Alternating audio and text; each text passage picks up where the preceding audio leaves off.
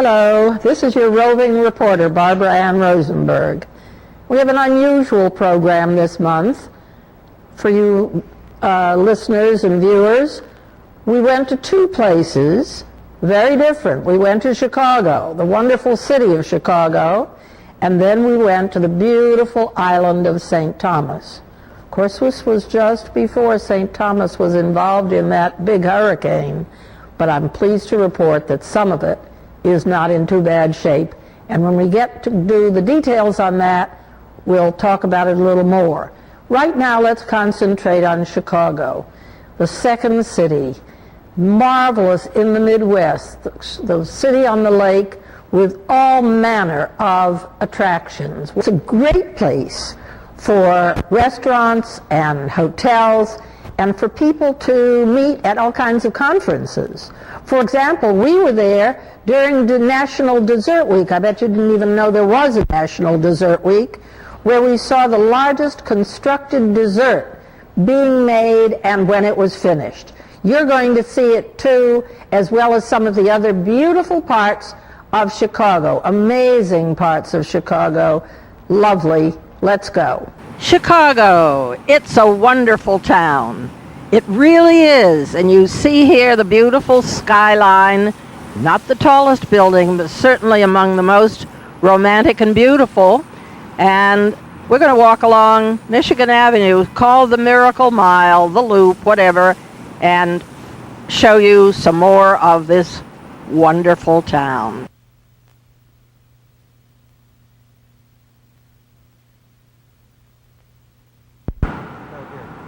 Another couple of fascinating buildings. They look like beehives, and actually people live in them above, parked cars below. And I must tell you, it doesn't look too safe to me with these cars looking like they're going to slide off the end, but they seem to be perfectly comfortable there. And this is a view over the Chicago River, where, as you can see, there's a bridge every block and lots of cruise boats. And actually, I guess these bridges open up because there are some pretty good-sized vessels that come here on their way to the lakes. Now we're on Michigan Avenue, right here at the beginning of the beautiful Miracle Mile. Now, you're really beginning to see the miracle that is the Miracle Mile. All these shops, upscale shops, crammed in cheek by jowl, starting here with Cartier. Just down the street, a little bit alongside of Cartier, is the famous Lowry Steakhouse. Even on the Miracle Mile, McDonald's rears its head directly across the street from Neiman Marcus, next door to Saks Fifth Avenue, Brooks Brothers, you name it, they're all here, and they're all in less proximity than a mile.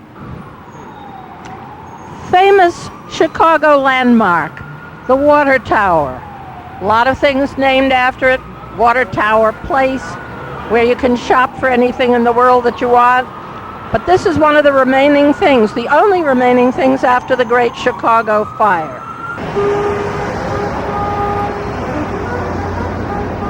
You think we've gone from Chicago to Paris? It's what it looks like.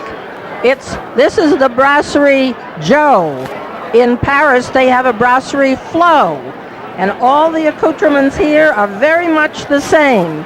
This is a restaurant of Chef John Joho, who also has the Everest restaurant, one of the classiest places in town. He says that's his restaurant, and this is his play toy. It's only brand newly opened, and it's just exactly like being in Paris. Even the way the waiters and waitresses dress, the noise level, the whole enjoyment of it.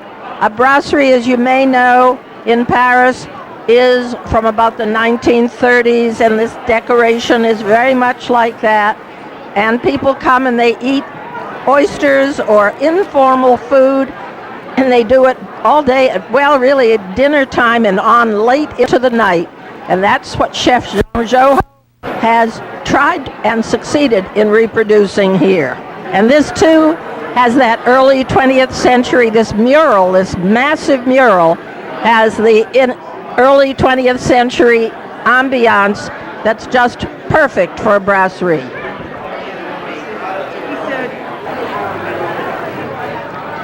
And now you see, even the food looks like brasserie food.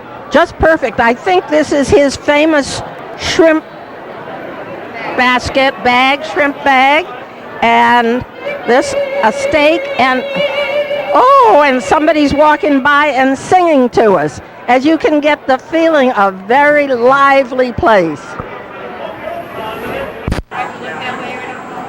Now that these lovely young women have been served, we're just going to find out whether they like the food, this brasserie food. It's delicious. It's very good. It really is. Very good. I think we have a unanimity here. They all like it. Wonderful. Enjoy your dinner. And now you're going to meet the man who's responsible for all this. Bonsoir. Bonsoir. Bonsoir. Joho, who comes from Alsace, where brasseries are big, big business. This one looks like Paris. It is. Just as a reminder of you, the brasserie was founded in Alsace and they moved to Paris and they created the brasserie at the end of the 1800s. And most of the brasserie were really well run today in Paris are people from Alsace. I don't know, maybe something in the blood where the people know how to do, I don't know. And they eat a lot of oysters and a lot of choucroute, sauerkraut, and good meats, wursts and things. And lots of other things. And lots of other things. I had a hanger steak, something we don't have in this country, but it's just great. And the best. Wait a minute. Are you shooting? Yep. Huh?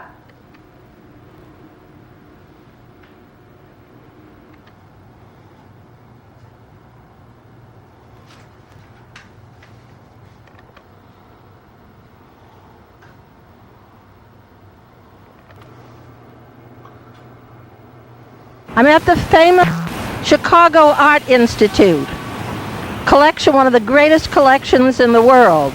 And behind me, looking all the way down, is Michigan Avenue, long and famous, full of beautiful stores. It's Chicago is such a clean, exuberant, and exciting town. It's great fun to be here. Entrance to the Chicago Art Institute, where is the largest Monet exhibit that has ever been assembled. Of course you see, or maybe you can't see through the lens, that it's totally sold out through the duration of its run. And so we won't be able to show you any of it, but just say that whenever it's any place where you are, it's worth seeing. Welcome to Dessert Day, National Dessert Day. This is sponsored by Martini and Rossi, as you can plainly see. And this is a cake.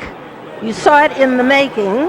This is now the contender for the world's largest sculpted dessert. And they're going to be serving some of that delicious Asti that this is a bottle is a copy of. And we're going to be walking around and seeing some of the other chefs who contributed dessert to this benefit, and I'm sure that you're going to see some other wonderful things as well. But the Martini and Rossi Asti is the centerpiece of the whole event. Now we're looking at a mascarpone cheesecake that won the best tasting dessert in Chicago 4 years ago, and here are the lovely gals who are responsible for making it. Am I correct about that? That's right. Yeah.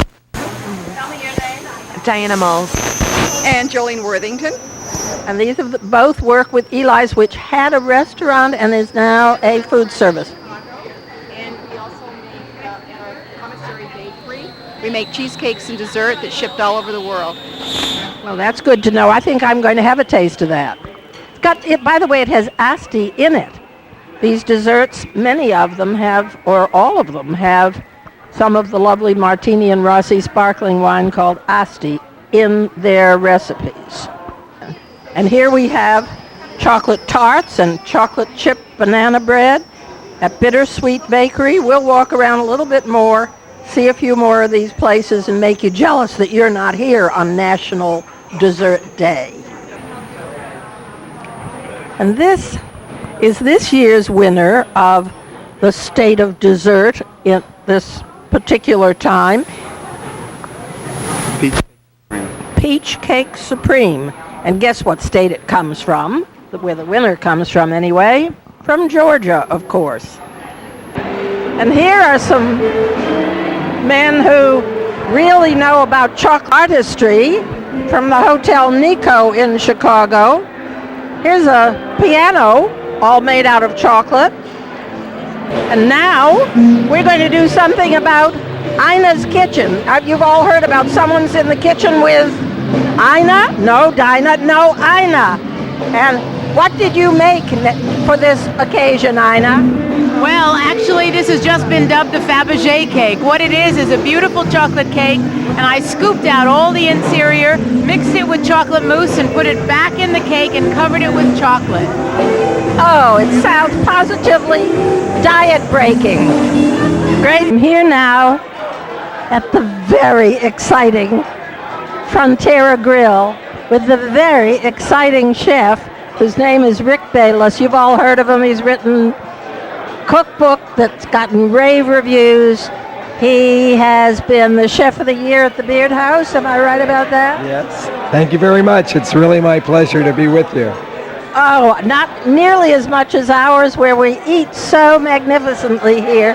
And we're in the restaurant where he has selected the best Mexican artifacts. These are the animalitos, these very fanciful creatures carved out of wood probably in Ocotlan, no? These ones were made in Mexico City. Oh, okay, but I know there are people Lots of those animalitos that come from Ocotlan. And that's down in the Oaxaca area in the southern part of Mexico, almost in Guatemala. Can we walk around your restaurant just a little bit? I want to show them some of those great big animalitos. I'd be very happy to show you. Rick, tell us about these big critters. Really big one up here is from the Linares family in Mexico City, the ones that really started that whole tradition of paper mache animalitos. And the other ones come from the state of Guerrero, and they're all the dance costumes that were actually used in festivals in different villages throughout Guerrero. Well, Guerrero is a wonderful state in Mexico, and I just came from there with Susana Palazuelos, as I told you. A very good cook. A very good cook, but I'm going to tell you, she got nothing on you. Oh, you're very Not kind. a thing. And this man grew up where? In the States. In the States, in Oklahoma City. Oklahoma City. And he cooks Mexican food that it has all the romance, all the essence of Mexico in it. And yet he's put his own stamp on it. Well, thanks. That's what we really try to do, is to capture the real spirit of Mexican cooking and do it, of course, I'd have to do it through my own hands, and that's where my own personal stamp comes in. Well, I'm going to tell you, I haven't eaten like this anywhere in the United States. What's the address here? 445 North Clark Street. We're right downtown Chicago. Downtown Chicago. Folks, it's worth a trip out here just to come to this restaurant.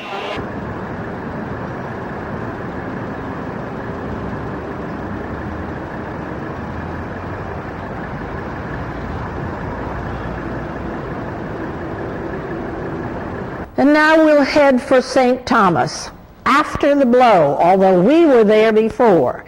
What you're going to see is in its lovely state before the blow did any damage. And the hotel, Frenchman's Reef and Morningstar Beach, was used to house the people who were doing reconstruction all over the island, which means that it was in pretty darn good shape even after the dregs of the hurricane hit it. Nevertheless, we'll show it to you as it was. It's open now and ready for guests, I'm told, at a reduced rate, and they're going to do even more work on it to make it more glorious over the summer. So enjoy St. Thomas. I hope you enjoyed both St. Thomas and Chicago. just getting onto the gondola to go up to Paradise Point. And we're going to be, by the time we get up there, 700 feet above the sea level and 700 feet above the harbor here in Charlotte Amalia. We're in beautiful downtown St. Thomas in the U.S. Virgin Islands. Here we've got a really mega view of the cruise ship that's in dock and all the little ships. You get a whole view of the harbor here in St. Thomas and understand the turquoise sea. You understand why this is such a popular place for sailing ships as well as cruise ships. We'll see more as the time goes on.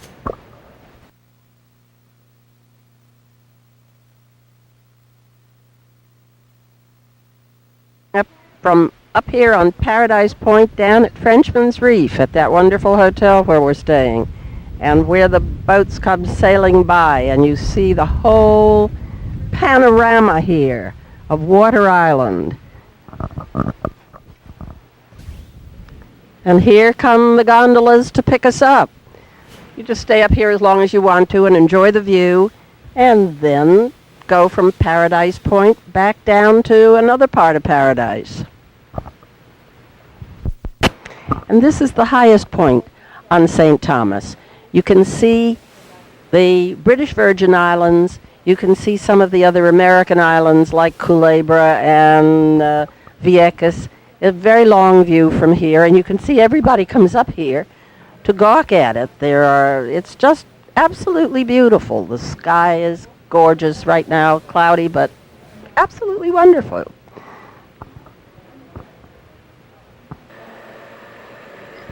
And just so that we don't miss out on the thing, we're going to have a banana daiquiri up here for medicinal purposes for me, I want you to understand, since I'm having a cold, as you can tell by this gravel-gurdy voice. But my friend, well, I don't know, tell us your name. And my name is Nancy Ryan. And Nancy Ryan is from Chicago. From Chicago. And she writes about food in Chicago. So that's what we're doing here in St. Thomas, enjoying the great food and enjoying the beautiful scenery and drinking banana daiquiris, made with wonderful island rum, by the way.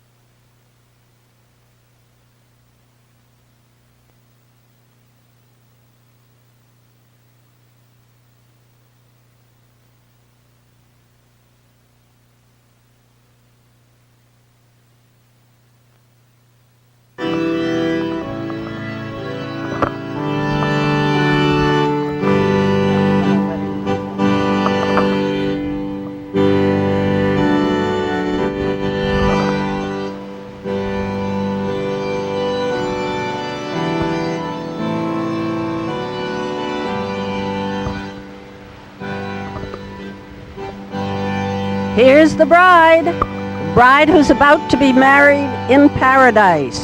Paradise being Frenchman's Reef in St. Thomas. She's going to be married in this beautiful gazebo. The priest is about to start the wedding of Michael and Rebecca Quinn Colon from Gaithersburg, Maryland.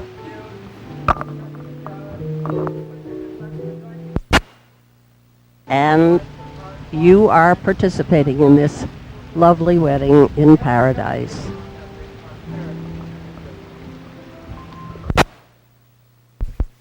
Here are the guests who have come all the way from Maryland to participate. It's a lovely occasion. The weather is not cooperating. It's been gorgeous until right now, and it's overcast, but the sun is shining on the bride and groom anyway. Where now you can see the gazebo with the water in the background. The water was bright blue until a couple of minutes ago, and all the guests assembled. They're not too far from Philadelphia. They came all the way to St. Thomas for this lovely occasion. This is Matthew Miner from Blackbeard's Castle, and he's the executive chef here, and he has with him a team from the culinary team from the Virgin Islands, and they're going to enter a whole Caribbean contest. And Matthew, would you like to introduce the rest of the people on the team? Certainly. Here we have Charles Wilson from the Stouffer Renaissance. Hi. We have Bob Mikowski from St. Thomas Catering. Hi. He's the captain of the team. We have Thomas Hardwell, also from Stouffer Renaissance. And we have Kel Peterson, who's the executive pastry chef from Kinneil Bay and St. John. Kel Peterson from St. John. Well, that's quite a team, and they have just prepared an absolutely exquisite dinner for us. We haven't had dessert yet, but I'm looking forward to that too. Thanks, guys. I'm sitting here in St. Thomas at Morningstar Beach, part of Frenchman's Reef Complex, and I'm here with three principals in the food business here. There's Tom Colameco, who's the executive food and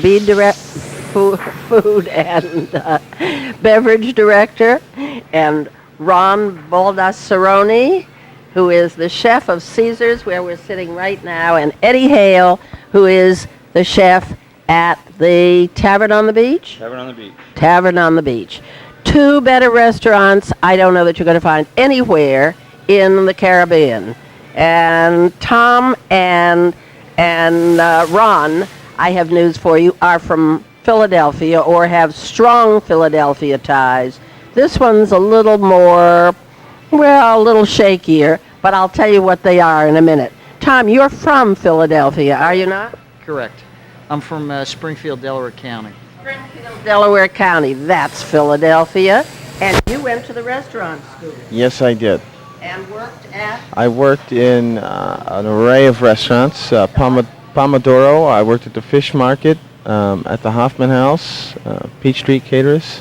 Peach Street Caterers, all venerable Philadelphia names. We all know those, don't we? And Eddie, you, I said it was a little more tenuous, are here because you worked with Norman Van Aken from Miami? Was he in Miami at that time? I worked with Norman in many places. We've worked together for a long time, from Chicago to Key West and Miami also. A lot of your restaurants. So probably had a chance to. What was the one in Key West? Louis' Backyard. Backyard, I certainly have been there, and my favorite in Chicago, Gordon's.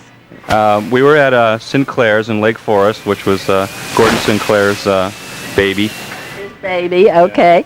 And Norman Van Aken, just in case you're still wondering what the connection was, Norman Van Aken came to the Adams Mark last year for the Cook in the Book. And here's a question of somebody who started out being a mentee and can now teach his mentor, I think. He does very exciting things.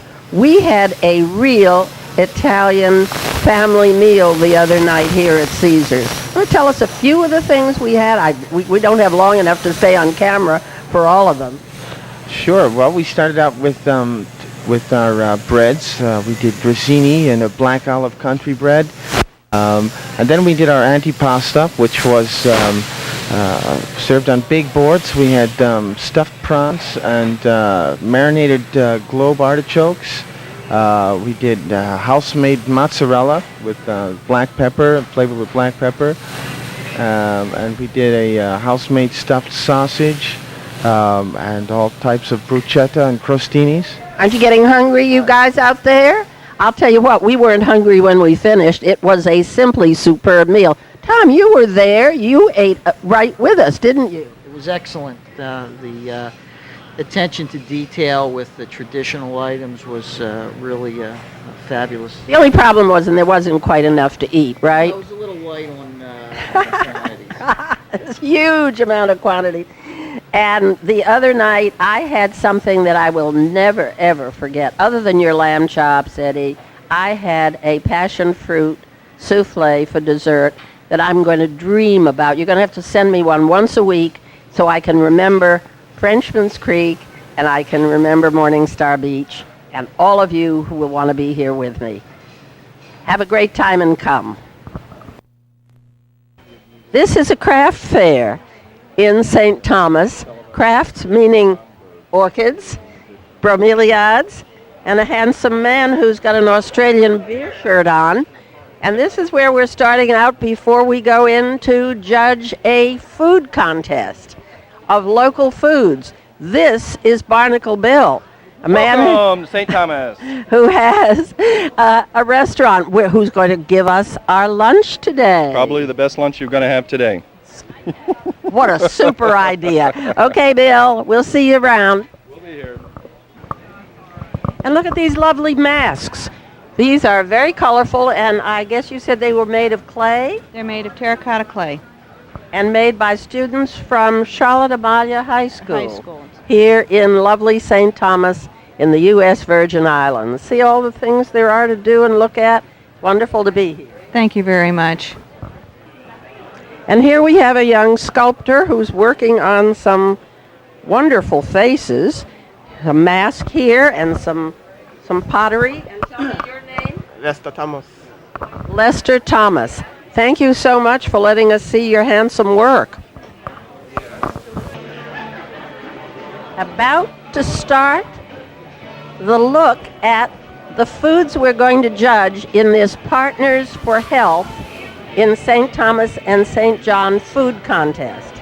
There are 9 judges from the United States and from England, and we're going to have a great time tasting all the local foods. I'm picked to judge soups and stews, so you're going to hear about that, and the cameraman, who happens to be somebody I know, is also doing main dishes. So we'll be walking around and you'll get maybe even a taste or a sense of the taste of what we're going to have. All local dishes. These are the desserts. Well, kind of silly to start with dessert first, but some people think that's a good way to do. These are the things that the dessert judges are going to be tasting. Impossible pie, how's that for a name? Mango lemon cheesecake, not bad. We're going on maybe backwards to soups and stews and main courses. Why don't we go take a look?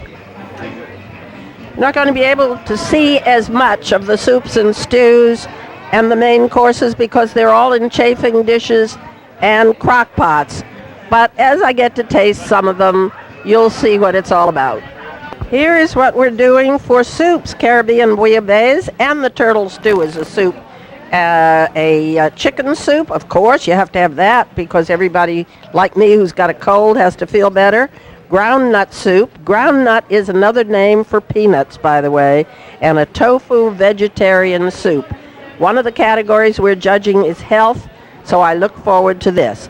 Then there are the main courses over here, and we'll go through all of them perhaps as time goes on, or maybe we won't have time. But anyway, I'm sure it's going to be delicious.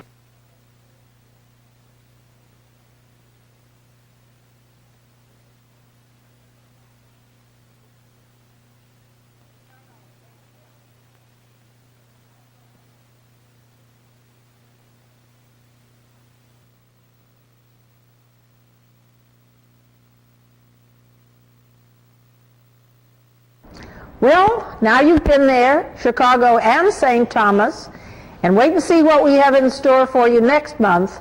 This is your roving reporter, Barbara Ann Rosenberg, with more adventures to come.